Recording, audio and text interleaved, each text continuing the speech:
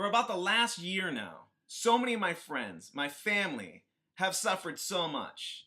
It's like been one of the worst years, 2 years for so many different people, whether it's losing jobs, the economy, just spiritual stuff happening, all of this just terrible stuff. In fact, right now, my father is sitting in some hospital waiting for a surgery for his heart, which I never thought I'd see that day.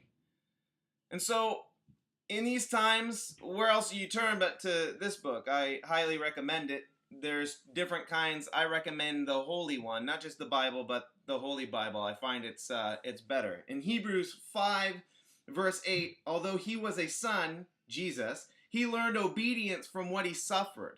What? Jesus learned obedience, which trips me out alone, but Jesus learned obedience through suffering.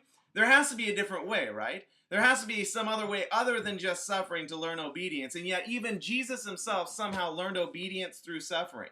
So it sounds like there is definitely positive stuff from suffering. I'm reading Philip Yancey's Where is God When It Hurts? Great book. I recommend it.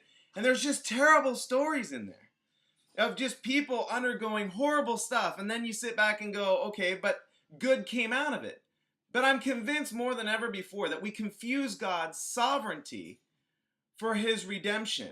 Just because God can turn a bad situation into something good, it doesn't necessarily mean, I don't think, that it was his plan the whole time. And yet I can't deny that in Scripture over and over again, suffering seems to be the main ingredient for major change, for really good stuff happening.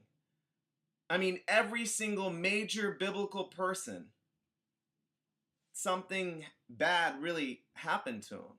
And we're not Buddhist Christians. Do good things.